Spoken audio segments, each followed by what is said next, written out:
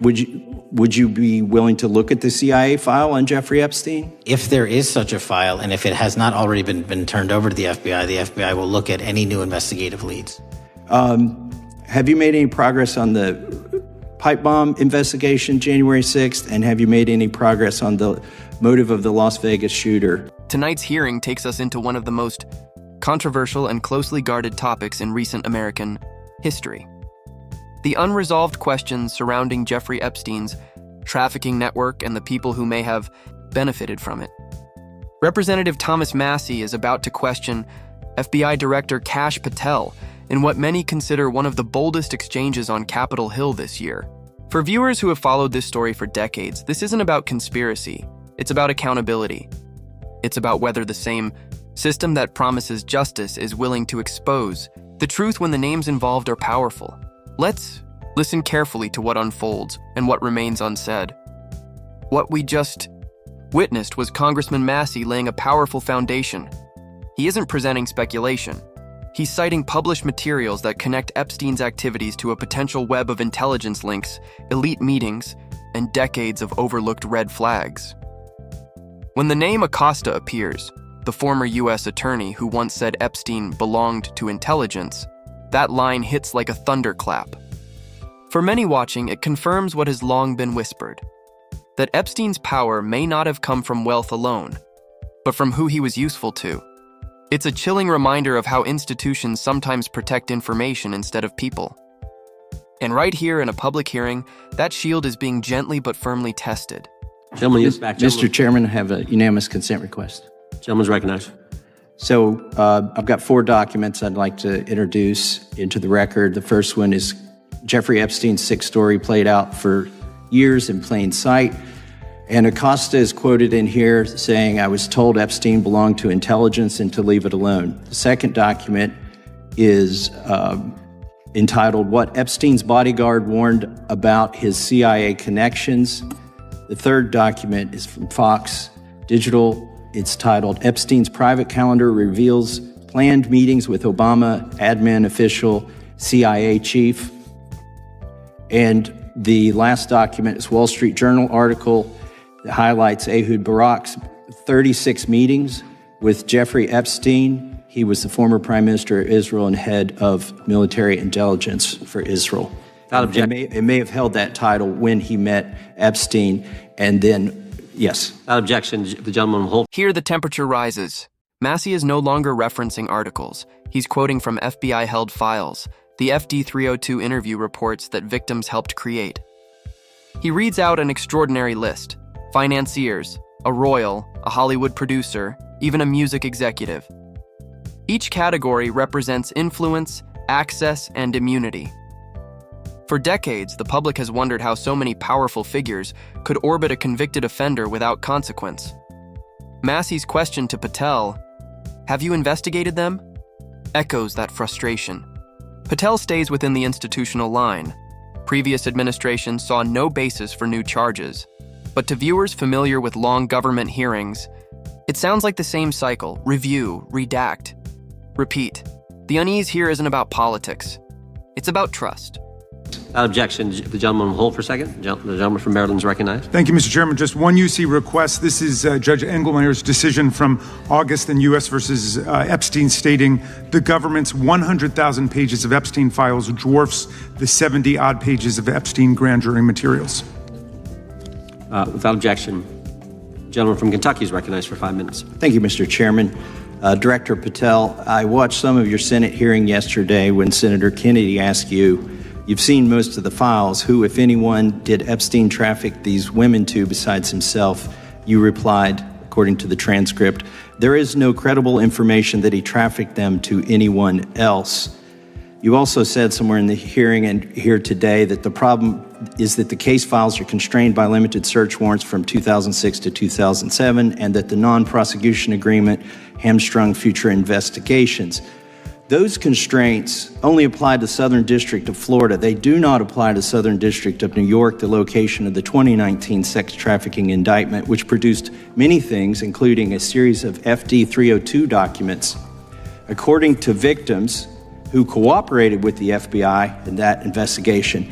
These documents in FBI possession, your possession, detail at least 20 men, including Mr. Jess Staley, CEO of Barclays Bank, who Jeffrey Epstein trafficked victims to, victims including minors, such as Virginia Roberts Giuffre, may she rest in peace. That list also includes at least 19 other individuals, one Hollywood producer worth a few $100 million, one royal prince, one high-profile individual in the music industry, one very prominent banker, one high-profile government official, one high-profile former politician, one owner of a car company in Italy, one rock star, one magician, at least 6 billionaires, including a billionaire from Canada. This exchange We know turns these deeply people human. exist in the Massie FBI questions files. why the Bureau would brief social media personalities, yet hasn't personally met with the victims whose trauma began this entire investigation.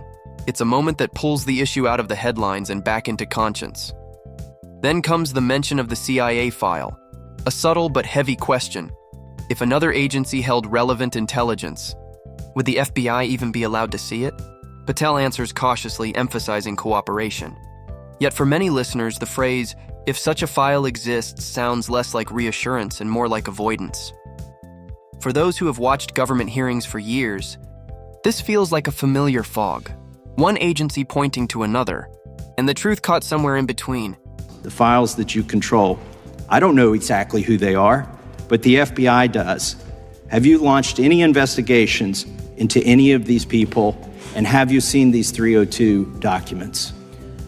Sir, I have asked my FBI agents to review the entirety of the Epstein files and bring forth any credible information. And we're working with Congress not only to divulge that information and produce it to you, but any investigations that arise from any credible investigation will be brought. There have been no new materials brought to me launching a new indictment. So is the loophole here, or is it your assertion that these victims aren't credible, that the 302s maybe didn't produce credible statements that rise to a probable cause? It's not my assertion, sir. It's the assertion of two different United States attorneys' offices from 3 separate administrations who investigated those same materials in lifetime. Are the 302 documents in the FBI's possession? They reviewed all that, yes, sir. And so have you reviewed those 302 documents where the victims name the people who victimized them? If I personally know, but the FBI has. So how can you sit here and in front of the Senate and say there are no names? I said all. I named one today. I said we are not in the practice at the Department of Justice and FBI of releasing victims' names. That is not what we do. We are also not in the habit of releasing incredible information. That's not what we do. But multiple authorities have looked at the entirety of what we have. Okay, I got to move on here. Were you present when the AG had the White House event when she released the binders to social media influencers? I was, yes. So if you're willing to meet with social media influencers who stood to benefit from the sensational and sad stories of these victims, will you meet with the victims as well? The FBI will meet with anyone who has new information. Will you personally meet with them? The FBI and the professionals who are handling the cases will. Were you instructed that it was important to release the documents to the Oversight Committee on the day of my introduction of the discharge petition to release these files? I don't know what day that was, so no. Well, they were released that day, and there were victims' names who weren't redacted because they were in such a rush, and the victims are not happy about that. Have you investigated any of the CIA connections? Have you seen the CIA file on Jeffrey Epstein? And if you wanted to see it, would they show it to you?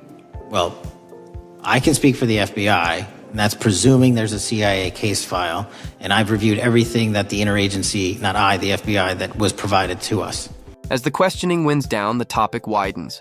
Other unresolved investigations, other mysteries that still lack clear closure. Then one final memorandum enters the record, stating that no additional parties could be charged. It's a conclusion many predicted, yet few accept.